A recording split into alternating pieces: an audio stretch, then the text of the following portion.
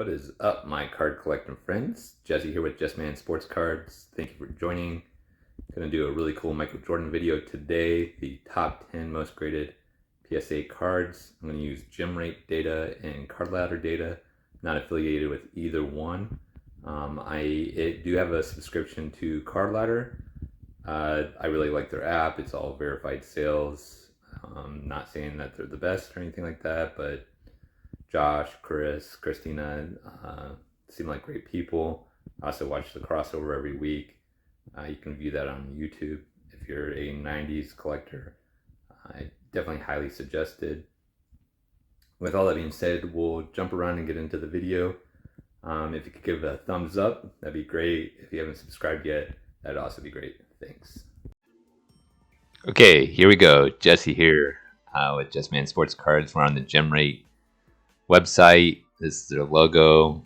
You can see up here, gemrate.com. Typed in PSA, basketball, Michael Jordan. You can just sort it by total grades, and that's what we're going off of. Maybe a different video would be like the lowest gem rate or something like that, or highest gem rate. But you can come in here and sort it yourself. Great data to really play around with, especially if you're looking at investing or collecting a player. You can sort it by the rookie year. I've kind of shown that before and really teased out some cool data. So the most graded PSA card of all time, Michael Jordan Fleer, 1990. Basically what I hit on is this trend button, and then it shows the trend. And we'll just pop in here just to see basically a lot of these charts are going to look very similar. Just a huge explosion in population reports. Basically a doubling of this card in the last 14 months. I think it's 14 months because that's when Ryan from GemRate started collecting this data. I'm going to come over to Card Ladder. Here's the card. These packs and boxes were super cheap 2 years ago. Centering is the main issue on here. Pretty good card stock. So if you can get it centered, you got a chance at a 10.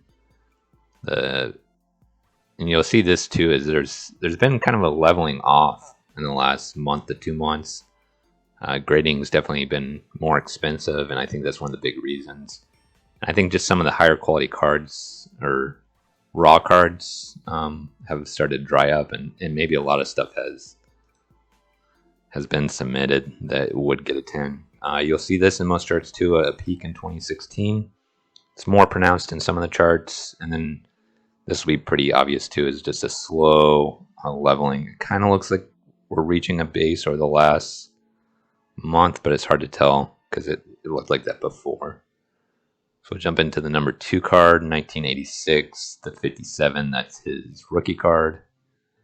Growth. This is what's crazy about the rookie card to me, and this is one of the graphs that really blew my mind. There's been about 3,000 of these graded in roughly the last year. I didn't imagine there was another 3,000 Jordan rookies out there to grade. So a huge surprise to me.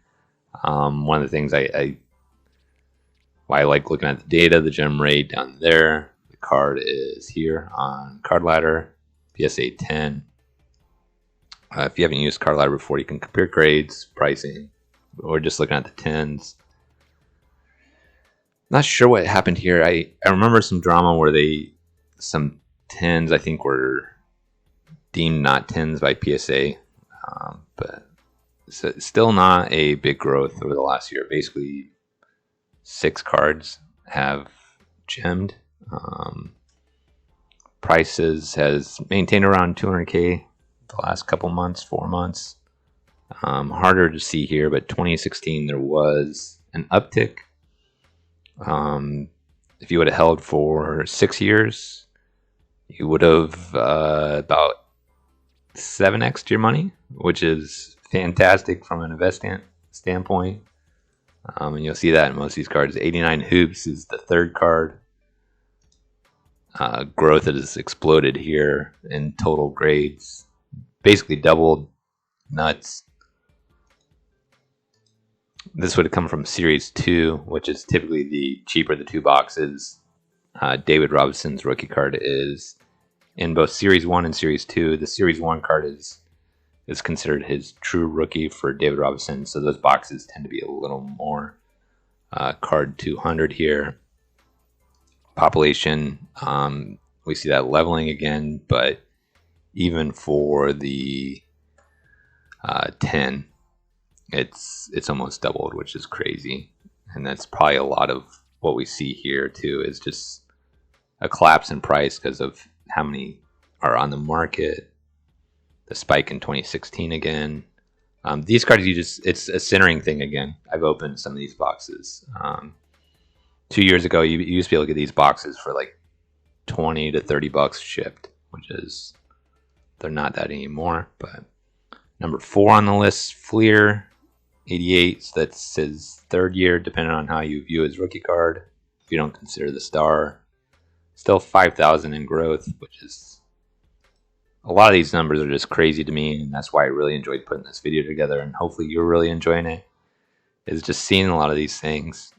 88 Fleer, I've graded quite a bit of the Kareem, so I know centering can be a little tough, but other than that, there's not much to look out for. Whitening, where there's color on the edges, is the main thing, but that and centering, and you're good to go. 588, that's flatlined over the last 2 or 3 months, but we did see 40, so about an 8%, 10% growth in the last year. Not huge there, but still a pretty big tumble in price.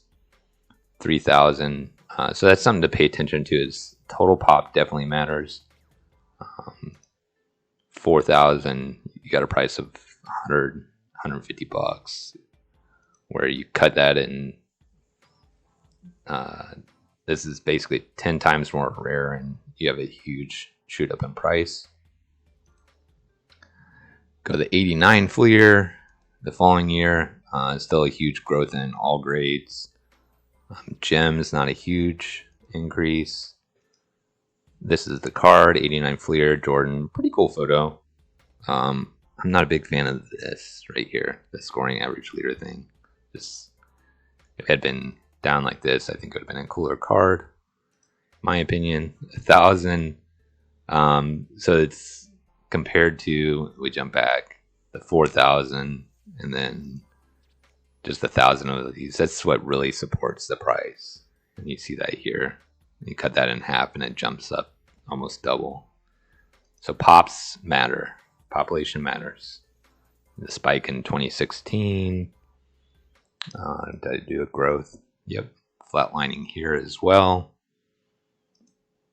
Next card is 86 Fleer sticker.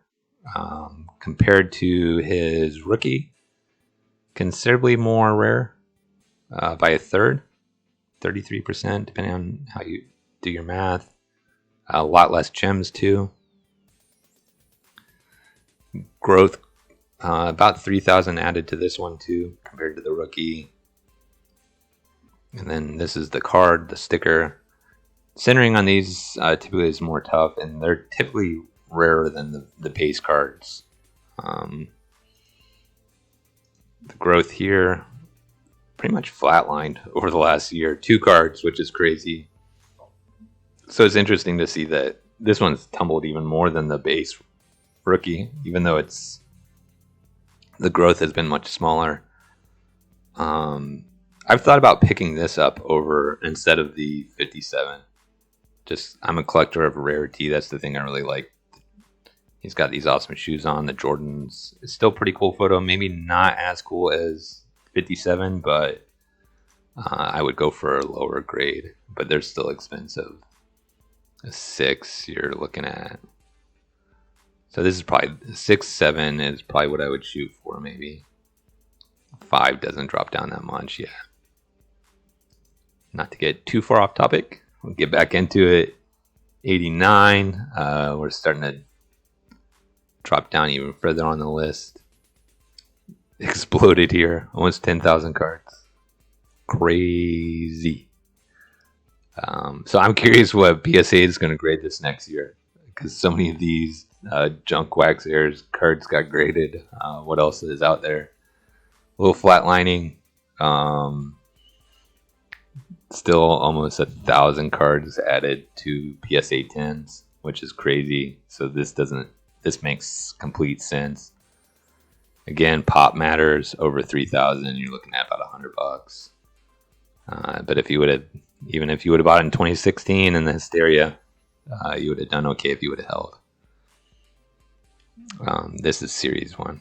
This card's, it doesn't do much for me. I doubt I'll ever own it. No offense if you do own it. 87 Fleer, 16,000, 3,000 growth. Still crazy to me, but not as crazy as some of those growths that we've seen over 10,000 cards. The centering is really tough on the 87. It's really tough. 2009 total, not much growth at all. 7 cards added as a PSA 10. You definitely get rewarded if you hit a 10 here. The peak here, and then just to go back. Some people say 87 is a lot more rare than 88. It's 3,000 less total grades in the Jordan base card. So it's a third less. In population, that's quite a bit, but I wouldn't say it's extremely more rare. I would just say it's more rare than 88. So we went through that. Next one up is 91 Upper Deck SP. It came in a basketball set. It's over 9,000 of them have been graded. I forget if this was considered short print one or a special one. I think it was considered a special one. This was a big chase card for me when I was a kid, trying to get one of these. They really weren't that rare, so 2016 we don't see like a huge bump, but then this is a pretty iconic card, and I think that's why it's holding price around $400. The growth has been pretty steady, and it hasn't flatlined quite as much over the last month or so.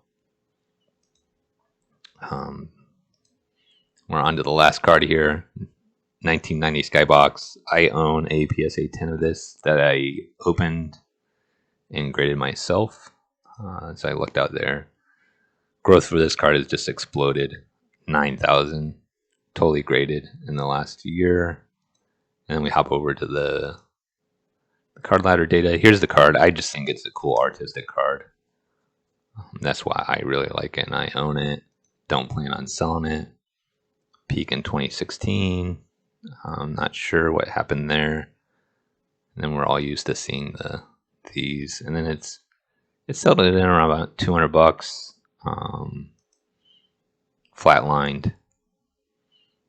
So just a lot of the same trends in the top 10 most graded cards to me, which I find highly interesting. You can see population definitely affects price. 2016 peak in almost all the cards.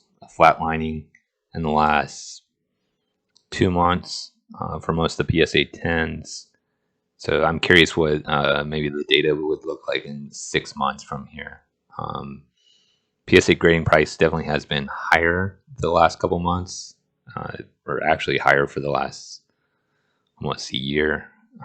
So I think that's affected things as they've cleared the backlog, and I think we're going to start to see a little cleaner data based around these, and not such a huge population growth unless grading really drops. People are taking a lot more shots. Anyways, thank you for joining me today.